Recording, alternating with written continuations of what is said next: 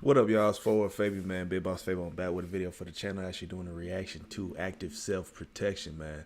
ASP. So I actually did a reaction to active self-protection probably a few days ago. Shit went up. I love doing reactions to active self-protection because it not only educates you, but obviously provides you that entertainment perspective as well, right? So be sure to like, comment, subscribe, hit the notification bell, follow me on Instagram, Twitter, FortWorthFabian. It's the road to 1 million subs, man. Peace, love, prosperity, everybody rocking the channel. If you join the stream, be sure to like the video, man. Engage with the content. That only helps me that much more on this platform, man. So peace, love to everybody rocking with the channel. Let's get into the video. Rookie officer makes bad judgment call in heated situation. That's what we watching today.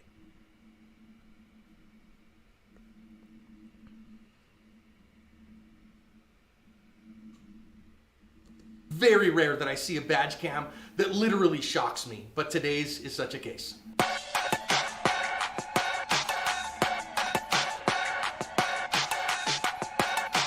Hi everyone, welcome to today's badge cam lesson here at Active Self-Protection. As always, I'm your host, John Correa. I'm your co-host, Mike Wilbur. Today's video comes to us from Wolf City, Texas. You need a shot timer because that which gets measured gets worked on. The Range Tech timer is the official timer of Active Self-Protection. Can do. Kind of like intoxicated. 911 has received a call here for some kind of like intoxicated people and some kind of disturbance at a liquor store. Our officer who is responding is an absolute rookie. He has just been added to this force and I think was only on his own for about 3 months before this. We have badge cam audio from what happened that day. Let's listen in.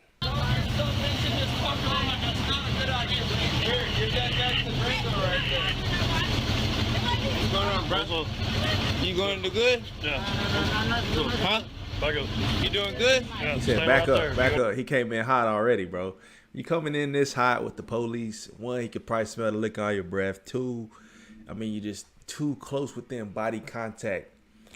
You already assuming the cops is going to feel like they're going to be defensive. You know what I'm saying? They're going to feel some type of way about that. Just look at his whole language as he approaches him. He's all in the way.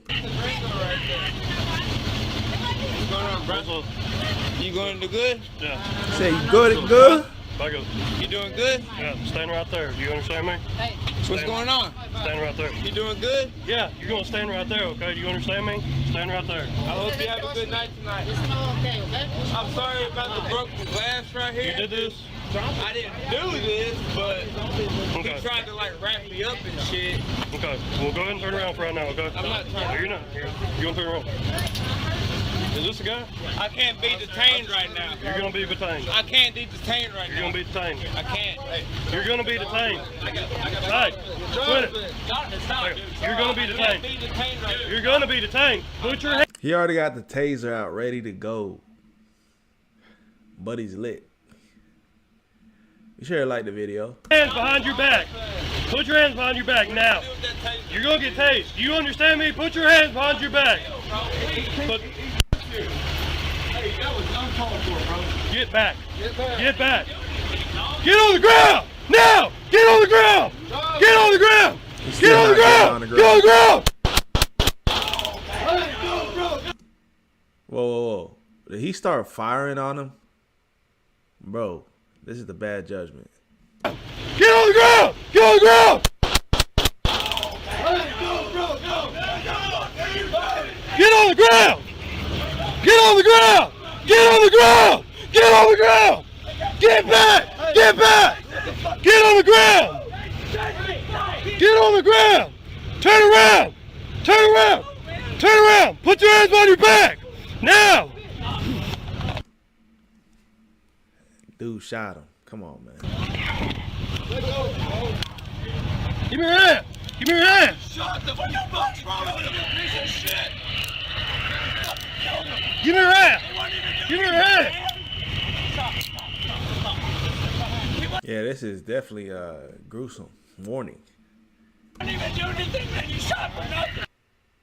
This saves me a ton of time because it only takes like 5 minutes to make. Take a scoop of this, take some water, put it in the microwave, 3 minutes, let it sit for. Yeah. Hey, go to the car. Tell them shots fired. Shots fired. Hey, you're a fuck. 1-3 county. Shots fired. Shots fired. Roll more. The man who was shot was named Jonathan Price, and he unfortunately died at the hospital. The officer... Wow, buddy died. Here, 2 days after this event, the Texas Rangers arrested him, and a grand jury did bill him. His department fired him for this event, and then just not too long ago, the trial went all the way through to the end. He was only charged with murder 1. No lesser includeds were included in that. The jury was entirely made up of white people from the neighborhood, and he was acquitted at trial. The civil lawsuit is still ongoing in this case. Hey, I just want to take a minute and say what we do here at Active Self-Protection, these are built for training for law enforcement officers and to inform the general public. All we're trying to do here is call bulls and strikes and help us all be better as a society. So please, let's just be respectful in the comments and let's dive in. I'm going to say at the outset here, as we look at our analysis, this is not just Mike and I, okay? I ran this by literally every cop that I know of, high quality sergeants, lieutenants, training officers, and basically every single one that I ran it by had the same thing. And rule number 1 here is, I'm just going to be honest about it and adult, is that rule number 1 is show up and don't be a dick. Yeah. And I think that, again, this guy is friendly. He's going to stick his hand out here. He's acting in a friendly manner, and there's no reason to come so heavy on this. Yeah, I know as well as any law enforcement officer.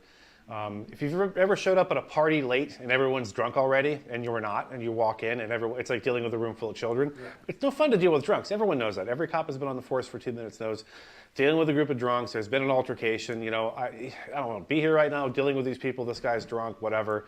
But with that said, I worked with a few cops over the years who would turn a completely compliant person into a non-compliant person because of their attitude, their demeanor. Just because they're drunk and you don't feel like being there right now is no reason for you to come in super hot and heavy.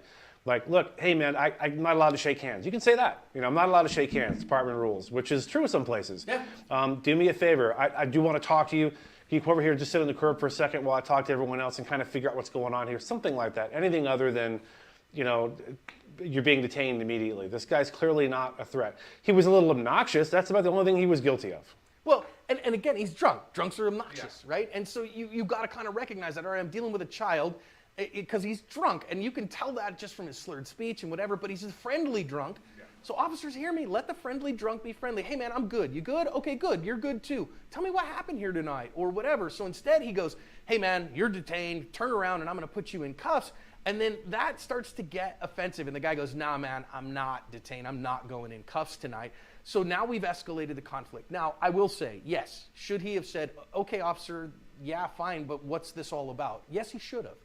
But that's not a death sentence. And again, we got to recognize in our culture and in our times that comes with baggage on that this guy who was the victim of somebody else attacking him then goes, wait a minute, I'm the one who's going into cuffs, and that starts to tell him a story in his head that starts to escalate. Wow, so he was actually the victim of somebody else attacking him. That's crazy, but he's just drunk. So obviously, it's the whole racist narrative, you know what I'm saying? You see a black dude, you're going to try to detain him because you're going to assume he's the problem. Got to be aware of that. We've talked a lot recently, John. Unfortunately, we've talked a lot in the past couple of months about sort of an erosion of trust.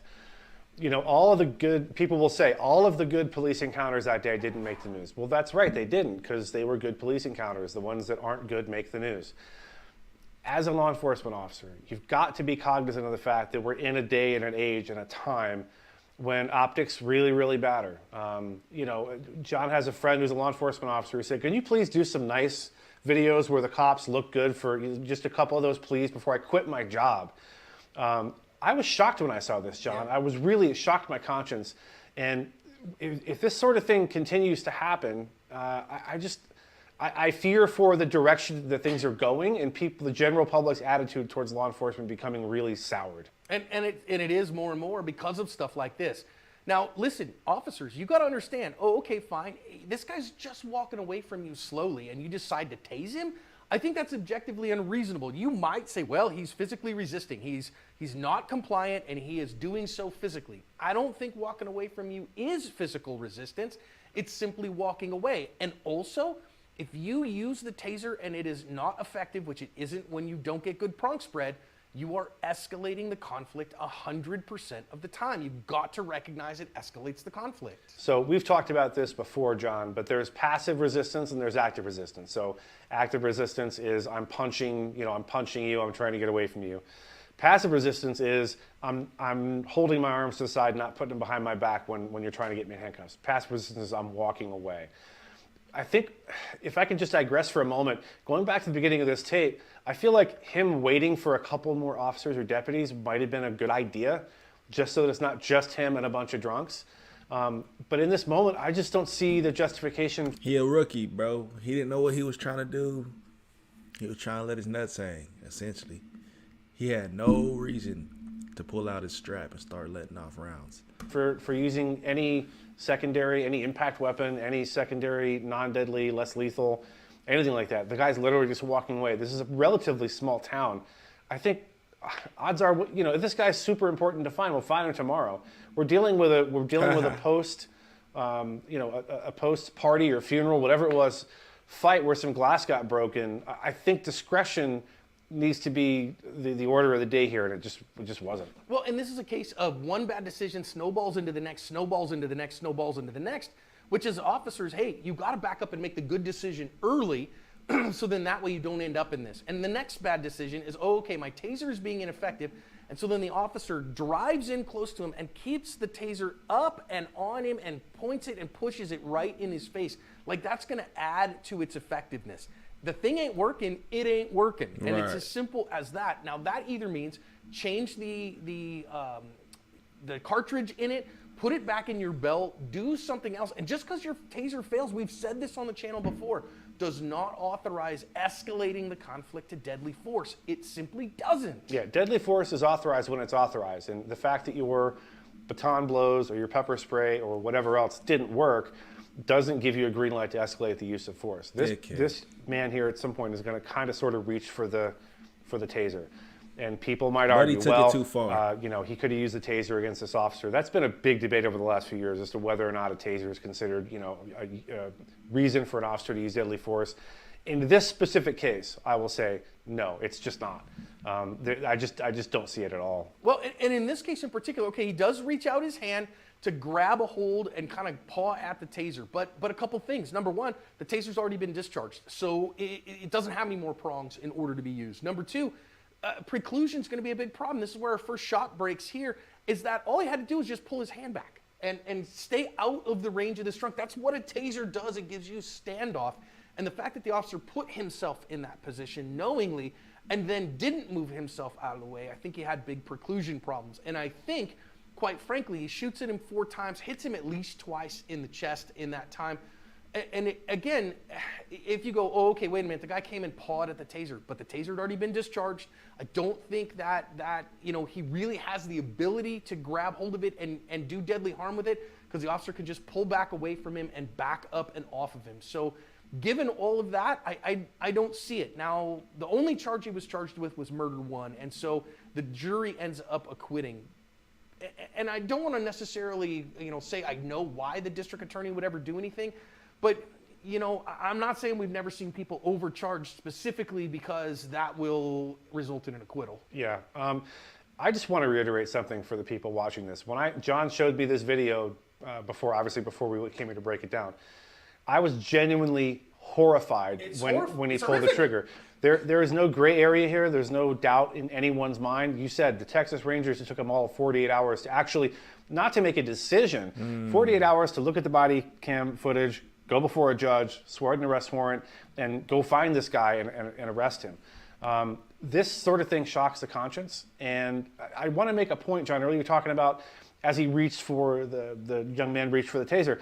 If you go back and watch, this deputy or officer's gun is already out before he reaches for the taser. Yep. I'm not sure what it is he was expecting to have happen there, or what justification in his mind there was for him to draw his firearm at that point at a clearly unarmed, generally friendly person who's being passively resistant.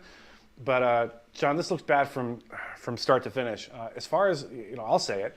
Wait, period. Buddy just messed up, man. Hands down, rookie cop making mistakes, man. I think just got too scared, got too flustered, thought his taser would, do the job. It didn't. And basically thought he was in danger, you know what I mean? But That's why you wait for backup in situations like this, especially when you're a rookie. Try to de-escalate things, but obviously he didn't try to do that. So RP to the gentleman who lost his life, but sometimes you got to be sharp out here. You can't be walking around here acting goofy and then trying to be cool with the cops, resisting arrest, and then you acting like, you know, you acting drunk and stuff like that. So, you know, unfortunately things didn't work out that well. So let me know your thoughts on this one in the comment section below. That was rookie officer makes bad judgment call in heated situation, man. Check out the active self-protection playlist. Peace, love, prosperity.